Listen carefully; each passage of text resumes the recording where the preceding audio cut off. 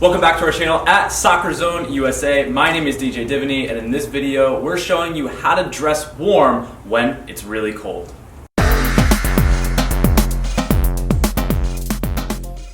So if you're a full-time player, you play year-round regardless of the weather, and some of us are lucky enough to train indoors, but a lot of the time we end up outdoors even when it's very cold or even freezing outside. So we need to dress for that weather, be prepared, and stay warm. In particular, we're gonna go over temperatures of about 40 degrees Fahrenheit up to 10 degrees Celsius, down to 20 degrees Fahrenheit and like negative Celsius. So we're training when it's very, very cold. So dressing warm may seem very intuitive, but when we're trying to play and move at a high level, we need to have the right products to maximize our performance. So let's start from the most inner garments and work our way out with compression wear.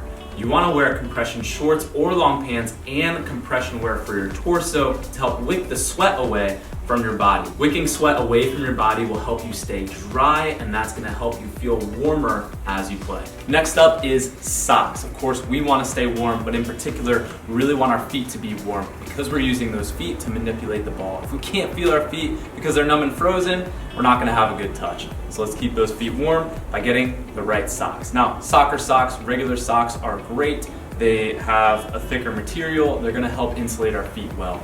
If you're wearing grip socks like this, they're a little bit more of a compressive material that cling closer to your feet, so they might be a little bit tighter and not trap as much heat. Either one will be fine, but you have a few options here. You can add a second sock if you have enough space in your shoe, and you're still going to be able to trap heat within those socks. If you're wearing this pair, that pair of socks can be very thin and can go over these socks or under. If you're wearing the grip pair, you should put the thin layer of socks underneath or the first layer of socks that you put on, and then put on the grip socks after that. Pro tip, if you are playing or training and there's actually snow out, or the field is wet or damp, or it's raining, have another pair of socks, because if these get wet, they're gonna make your feet even colder. So make sure you can get rid of those and put on a new pair, perhaps at halftime or at a water break, so you can keep those feet dry, keep them warm, and you can keep that touch. So after you have your undergarments on, that compression wear, and if you're playing in a game, you have your jersey and shorts on for your team, we're gonna start adding layers for our warm-up, starting with sweatpants. Now, you're not gonna wear big poofy ski pants or anything like that. You're gonna wear these tight, thin sweatpants. These are from Nike, very standard. You can also get them in Adidas, any other brand that you want. These are gonna help keep you warm just by providing that extra layer. Moving up, we're gonna have a fleece or a thicker top. This is a fleece from Nike, really, really nice. This one's $50 here at Soccer Zone, and I'm actually wearing it, and it's really warm even though it's thin and light. So it's a really good outerwear to use for training, for warm-ups, when you're in that 40 to 50 degree range. If it's colder than that, we're gonna need a little bit more when we start. Pro tip, if it is windy, raining, and or snowing, wear a jacket like this, a windbreaker, and or a raincoat, either just over your jersey and over your undergarments, or also over the fleece, to keep you extra warm, dry, and not be getting hit with that wind. A lot of times it'll be cold out, but if it's a little bit windy, it's gonna feel way colder, especially if that wind is getting through the clothes that you're wearing. So these windbreakers and raincoats really help prevent that wind from getting through. So after you have that compression wear on, if you are playing a game, put on that jersey, or if you're training, put on a training top in case you do get really warm and you want to take your next layers off. This is the authentic Juventus jersey from Adidas. This is an amazing jersey.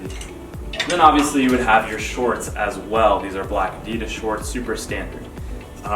If you are playing in a game, most of the time the rules indicate that you will have to have the same color undergarments as your jersey and uniform so that they match. If it is freezing, freezing cold, usually referees and officials won't care, but keep that in mind if you are playing in like mild cold weather, that you should try to match your undergarments to your uniform. So now we should be pretty bundled up, we should be pretty warm, but we have to remember that so much heat is lost through our head, so you need to wear a hat. But don't wear a baseball cap like this.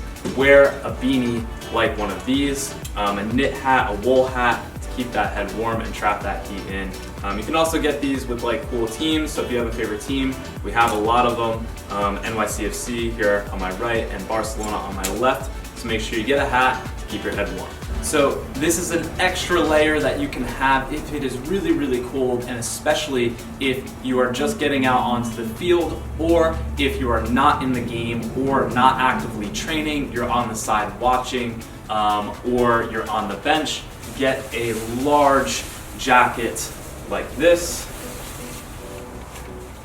This is a Nike winter jacket. It's very large. It's very warm. So if you're not currently in the match, this is going to help keep you warm till the coach calls you up to warm up to go in. So now we're all bundled up, whether you're on the field or off the field, you know exactly what to have on at which moment. When you start getting warm, you can start taking those layers off, down all the way to the compression wear if you get really hot. But we still need to cover our extremities, like our fingers, our hands, and our neck. So you could get this Nike neck warmer that goes around the neck.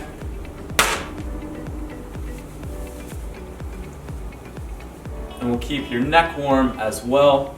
This is low-key really nice to have on when it is freezing cold, and to cover our fingers, obviously, a pair of gloves like this. Now these aren't mittens or big poofy gloves, so we can still feel fast and still be in control. Have these small gloves like this just to keep your fingers warm while you play.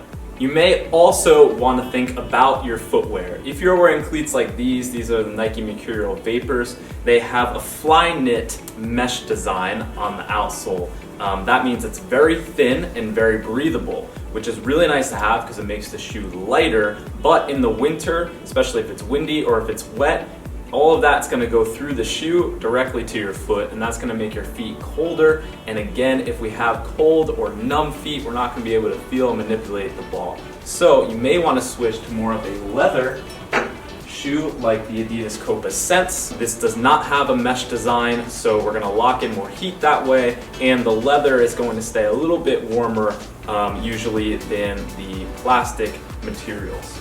Similarly, on the Adidas side, if you have the Speed Flows like these are the Plus that are laceless. Again, a very thin design. It's not a mesh, but it's very light, and we're gonna get the temperature going through this material. So instead, maybe wear something like an old school leather, like the Copa Mundials. You could even wear a Predator. It's just a little bit of a thicker, more durable outsole that's gonna trap heat better and prevent the elements from getting into the shoe. So to recap, staying warm when training or playing out in the cold, we wanna start with undergarments like compression wear. Those can be shorts, a t-shirt top, or a long sleeve or long pants to help wick sweat away from the body.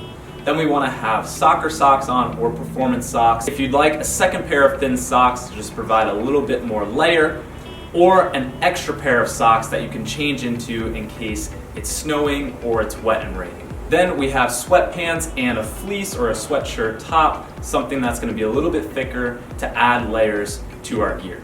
Then we want to cover extremities like our head, wear a hat, gloves, and even a neck warmer. And pro tip, if you do have cleats that are a little bit more breathable, the elements may get inside those boots a little bit quicker and more easily. So instead, switch to more of a leather material or a thicker material that's covered so your feet isn't exposed to those elements as much. Thanks so much for watching this video. If you got something out of it, smash that like button, and don't forget to subscribe so you can learn more from us in the future.